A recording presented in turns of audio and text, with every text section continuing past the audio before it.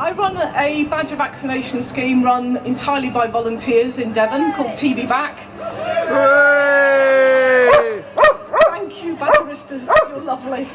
And I should be talking about badger vaccination right now and the 7 different reasons for why you should vaccinate badgers against bovine TB. But given what's happened at my local council this Thursday, where they decided to allow a badger cull on council-owned land, I am too vexed by what has happened to our democracy to discuss badger vaccination right now, but I'll be happy to in the marquee over there later, where TB Vac has a stall.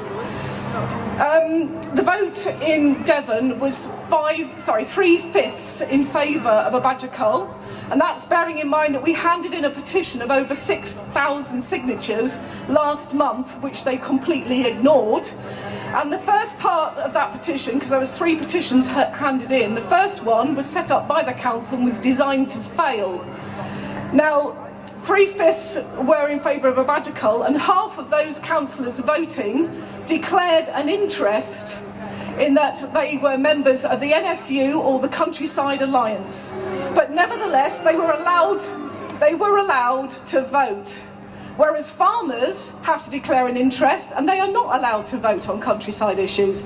But if you're a member of the Countryside Alliance or the NFU or even a hunt, you can declare an interest if you want to, but you can still get a full vote.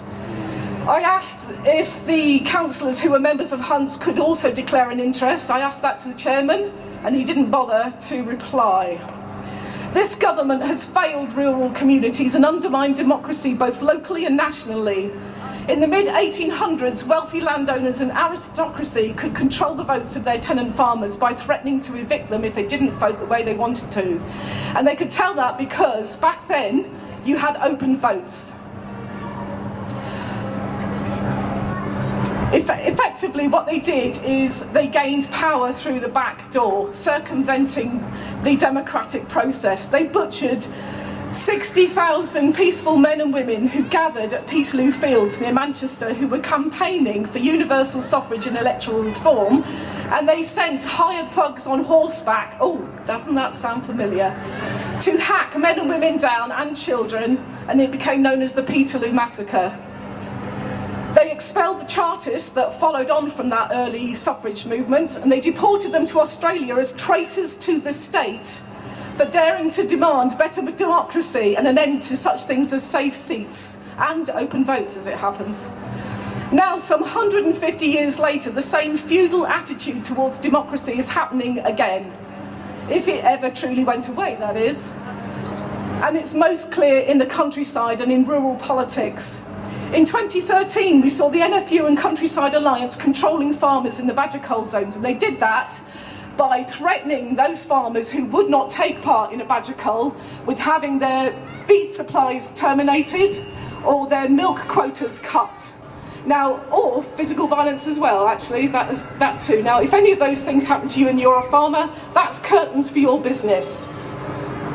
And what's worse is actually, even if you manage to stand up to that and you think, okay, once the cull started, I'm home and dry, and I don't have to take part, well, because we know that they didn't meet their figures, they carried on that pressure. So, you know, some of those farmers were experiencing that kind of intimidation and threats for a good 9 months.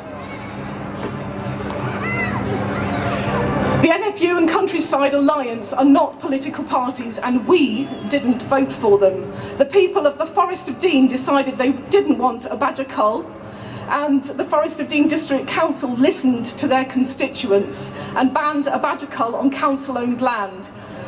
More than that, they didn't have the power to do more than that, but anyway, that was a good step. Among David Cameron's election promises were an end to top-down government. He promised devolved power to the regions. He promised more power to local governments, but he imposed a badger cull on the Forest of Dean anyway. He broke his election promises.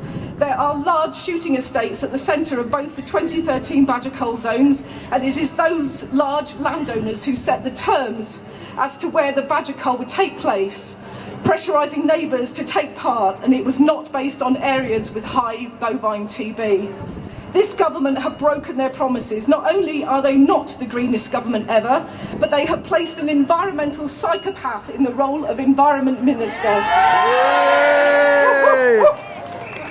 His thinking is pure pre-Enlightenment superstition, spreading lies about badger ecology with no basis in science or in animal behaviour whatsoever. In the UK, we have no system to hold politicians to their electoral promises or to remove politicians who undermine the very departments they head. David Cameron is also not even holding to the coalition agreement he made to allow the electorate to remove incompetent or crooked MPs. Given his cabinet colleagues' choices, it's easy to see why. These are the real traitors to the state. They've given power through the back door to their hunting chums, to big estate landowners, to financial services dressed up as a national farmers' union, which is none of above, to large agribusinesses and to industrial farming. They've overridden the wishes of the electorate and imposed a badger cull on communities who made it plain they did not want it. They've not allowed a free vote in Parliament that is legally binding on this issue, only, appropriately, given their hunting obsession, a whipped one, and that's where the phrase comes from. They've imposed a civil war on rural communities who have done nothing wrong except that they happen to live near a large shooting estate. They don't even live in a TB hotspot. They have murdered a protected species against all scientific evidence, simply to get underhand votes from the ranks of the Countryside Alliance. The only measures to control bovine TB in cattle have been insisted upon by Europe, not by Westminster. In short, they have behaved exactly like a feudal landlord, in defiance of the democratic process. Welcome back to feudal Britain. For those with local elections this year, my challenge is to you. Find out which of your local councillors are in favour of a badger cull or who are members of a hunt. Let's face it, the two tend to go together. And name and shame them. Likewise, for the 2015 national elections, expose their vested interests as members of the NFU or Countryside Alliance, and as such will represent the interests of their own pressure groups instead of their electorate. Continue to press for better wildlife protection and environmental laws such as local council animal welfare and environmental protection charters, such as the one implemented by Plymouth City Council. And if you look on their website, you'll see it. It's really nicely worded.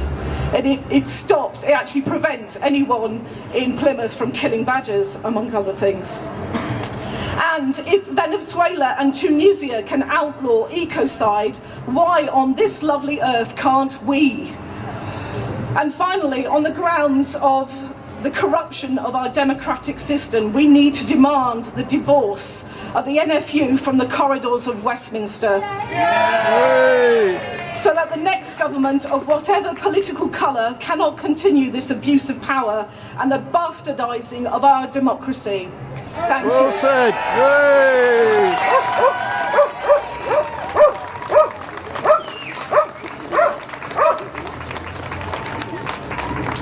Thank you, Anna. Next week.